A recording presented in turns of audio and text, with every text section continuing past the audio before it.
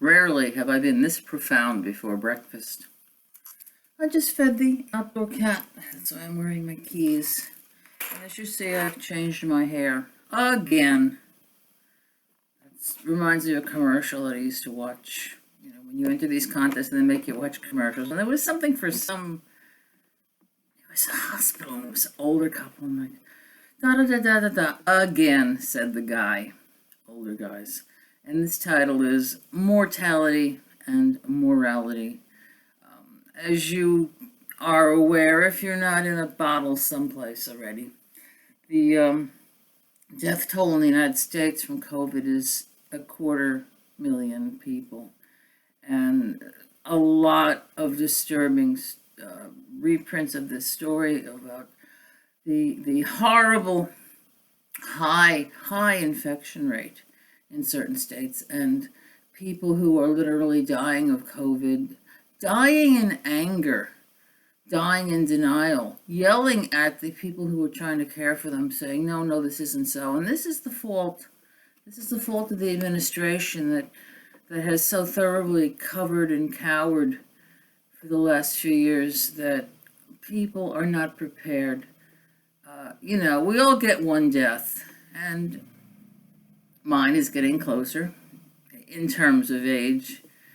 One of my coworkers just posted the other day, it's so weird to be the old guy. So when one denies the fact that we have a limited time, one thinks one can get away with anything. One thinks there's no reason to take particular care. They always say, there used to be soap operas, it still exists, one life to live. And I was thinking, I have this Jehovah's Witness lady who calls me weekly now. And, while I don't agree with everything the witnesses say, she throws up some basic questions. Who is God? What's going to happen afterwards? And I've been training for hospice. And I took thanatology back in college. And the thing, no matter what happens to one, there has to be a point where there's acceptance. And to not accept this at the end of your life, they said, the person quoted in the article about denials, these people are not preparing for death. They are dying in anger. And that is so bad for the soul, because you have to be prepared. We must all be prepared. And if you're not aware that someday you're not going to be able to fix your consequences, that someday you will have to leave something behind, that people will remember you in a certain way, that you go out, are these my ultimate pajamas? Not only is it a good reason to dress nicely and buy underwear, but to leave people gently. And if you can't talk to them, and if you haven't got a chance to prepare, I'm sure the people who have these COVID denier deaths in the family, the ones that are like totally freaking out, are not prepared. They're left with a big hole. You can't say that the average is this right-wingist? That the average right-winger is not particularly introspective, whether they are taught to be reactionary, or just haven't got the means or the method of going through things until it happens. I've talked with nuns, and while I don't agree with the lifestyle of a nun in particular, there's a convent up here that does programs, and I'm just astonished by the way they seem to be so accepting of everything, even things that you would think a religious person, religious people use the word religion to uncover, discover, and discredit everything in the world. No, religion, which I used to call religion when I was in drug school, because a lot of it's made up. It's made up because when you have a club, you have your own rules, but when you get right back down to it, we really only have, as far as we're aware, we really have this one chance on life here. If you happen to be a Christian, not everybody believes this. People believe that you can, sail off and get a second chance and try again and again. But corollary to that, while you're in this body and you make these choices, you only get the one run. And morality tends to go out the window when people start denying death. Look at people who do the cutting off their heads to preserve themselves and anti-aging. I did a whole video about death and the dentist, which I'm not quite sure how to link below in here. When I went to my dentist, who was like, I don't know how old he is. I'm going to guess late 70s, 80s, and he was lamenting and whining that women his age don't attract him and that all his friends were dead. And meanwhile, he was Dorian Gray. He was like so pulled and tight. And sometimes I sit in the mirror and I go, with the mask on, I look younger than I am. But if you go like this, you can pull the jowls off. I do have turkey neck, and basically the bottom of my half is aged like a German and the top like a Pole. That's how I see it. Boy. So my point being that if you're not prepared to be finished at some point, you have to start winding up. You have to start winding up your life. You have to start giving things away.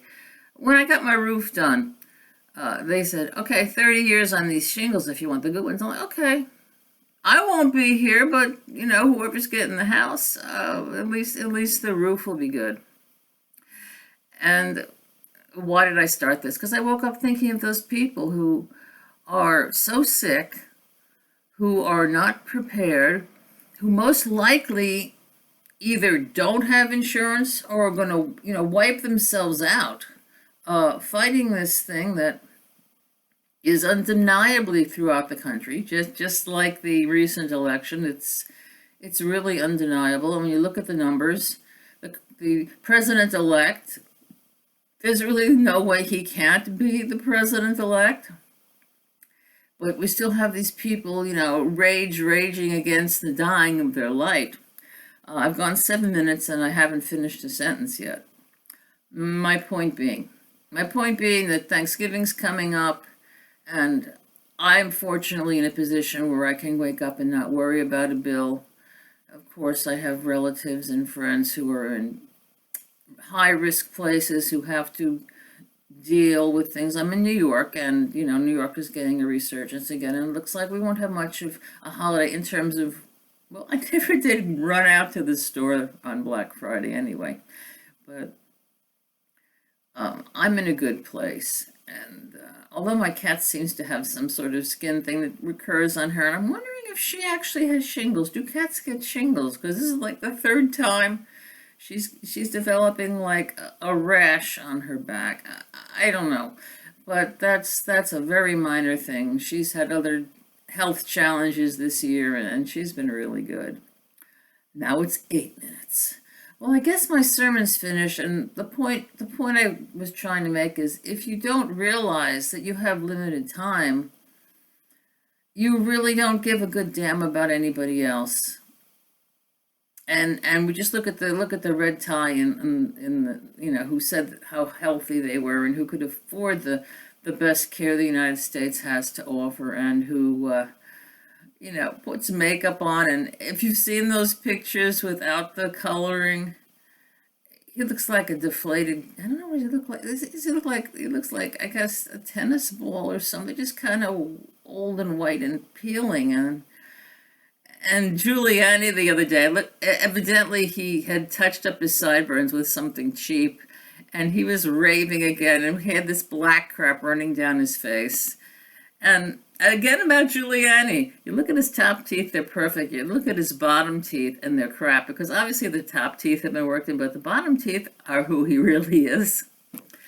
And now it's 9 minutes. I'm not going to make it 10 minutes. Let's make it 10. Well, I can't. So thanks for listening if you bothered to listen, and I'm here where I always am, doing what I do, which isn't a whole lot. So you guys have a good day, and let's hope that this Thanksgiving people aren't really, it's going to be 10, people aren't really going to be, but they are. They're going to be stupid, and it's going to suck, because people just aren't prepared. Like, what is it? We shall all die, so, prepare for it. Prepare for it, guys. It will happen, and you shouldn't go out angry. And that's that. Have a good day.